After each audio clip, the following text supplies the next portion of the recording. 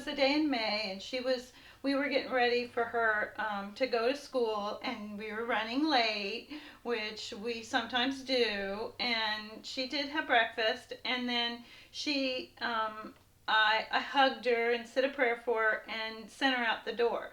And of course, in hindsight, I feel guilty because I should have walked her to school. But um, now, since it had a positive outcome, I'm glad, and I really do feel like God was watching over her. So she left, and she went to school. Now, where we lived was right next to the school, so we lived, I mean, directly behind it, and it was a short path between our home and the school, and it went through some woods, and it was raining that day, and so I just told her to hurry, and not hard. It wasn't raining hard. It was just sprinkling, and so she took off, and now this next part is all from her to me, so I wasn't there.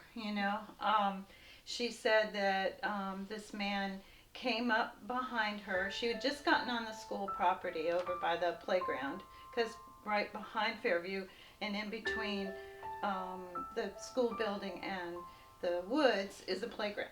And so she was on the school property, and he came up behind her, and he put his hand over her mouth, and then picked her up with his other arm and ran with her into the woods. And then she told me that he told her that he was going to kill her if she made a sound, and because she saw Mikey Carter, who was a neighbor of ours, going to school late too. So he was headed to school late, because at that point, like I said, she was a little bit late. All the kids were already in the school building, so she was alone, and so she was quiet. But she told me she really wanted to make a sound so that Mikey would see her, and I remember, now this is 32 years ago, but I remember her telling me and the police about a knife, that the guy put a knife to her throat. So she, in hindsight, when we talked about it recently, says she doesn't remember a knife. She doesn't remember being afraid of a knife, but I do. I remember that.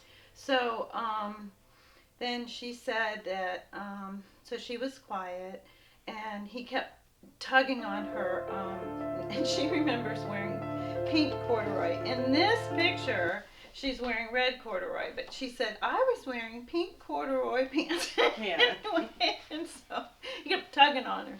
Well, she'd had some counseling in the year before, so she knew that she didn't have to comply, so she said no. And she said, did you know Jesus loves you?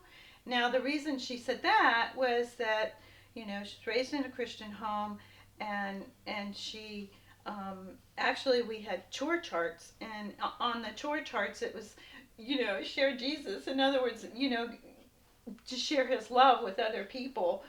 And so she was like, she remembered that, and so she said, did you know Jesus loves you? And he said, no, Jesus does not love me. And he said, I am not someone Jesus would love. And and then he kept, tugging on it, and she said no, and then she, now this I remember from 32 years ago. She said that he started to cry, and that he said that he had just broken up with his girlfriend, and that life was really hard, and he started sobbing to a 7-year-old. But anyway, he starts sobbing to her and telling her how bad his life was. And she prayed with him. She said, well, we can pray. And she prayed with him, and she asked him if he read his Bible. And he said, I don't have a Bible. And she said, well, I'll go get you a Bible, and we have Bibles. And so he let her go to go get him a Bible. And that's when I found out about it, because she came running home and came in, Mom, can I have a Bible? And I'm like, what are you doing here? Yeah. So then I found out what happened and called the police. And she was gone for 45 minutes. That they did not find him In fact, I mean, they scoured that particular day. Jack Harity, who was chairman of the Board of Supervisors, was walking the paths to prove how safe they were. And so that's kind of interesting considering that this happened on that day, Yes. that he was saying, oh, these paths are very safe. And they aren't obviously.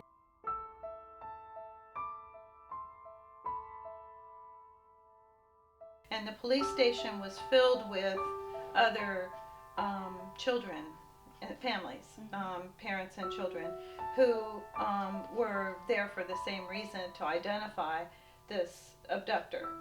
And Christina, my daughter, did identify him in a lineup. And but they didn't. It wasn't like today. Today, people, they keep in touch with you. Right. And I called to try to find out what happened. Because after we were done, they just, we just left. They didn't tell us to hang around or anything. So it was just a lineup. That's all we did was make an identification. And she told the guy that she wasn't absolutely sure because it had been 2 years. I wonder if there was any, other things, did he hang around the school prior to this? Because people usually like this, they do come back. Right. So I'm just wondering, did he touch other kids? Yes. We know that because of in 2 years, right. When I went to the police department, there were other children there, yeah. And boys and girls. And that was sad. This is sad. Incredibly sad. So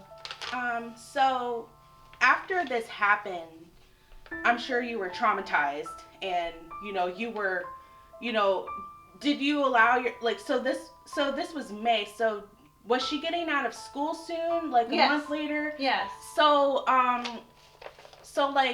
that actually there was a lot of media, yes. As you can imagine, and I just stayed gone. I protected my kids from that. They didn't need that. I didn't need that. So we stayed gone that weekend. I think it was, as my memory's foggy, but I think it was maybe on a Thursday, and so we took off Friday and just went and saw friends and stuff and did other activities, right. to stay busy and to do fun things, and that's rather than to stay home and have to deal with. I think that's an invasion of privacy, to be honest with you, to have all that. And there were other parents, obviously, who were upset and wanted to talk to me, and I was like, I don't have any information for you. Yeah. So I just kind of stayed. What was when she came home, what was going through your mind? I was so glad she was home. Yes, definitely. Oh my gosh. And she was in one piece. I couldn't hug her anymore and kiss her anymore. I was just so glad that she was home. Right. And she was safe and with me. Yeah. And as we know, not all children get away from attackers. So right. I was really, really glad. And it was one of my greatest fears is to lose a child to somebody like that. Right. You go to Chuck E. Cheese, I would freak out outside the bathroom when my son would go in because he was a boy. He went in the boys' room, and I just like, oh God, because you just never know. You really don't. And so obviously, it just reinforced my anxiety, and right. and but also, you'd think it would build my faith, and it did some, but right. Yeah, I understand. So, is there anything you would like to say to people who've lost, or who actually they lost their child for a second and then they came back? Is there anything you would like to say? Well, just to start to teach your children to trust in God. And to recognize that He's always there, and that they're never alone, and that they can ask for His help at any time. But teaching your children to have that kind of peace is profound, because it does produce a link with the Almighty, so that they're not alone, and no matter who's around them, they're still not alone. Even if the people that they're with aren't safe.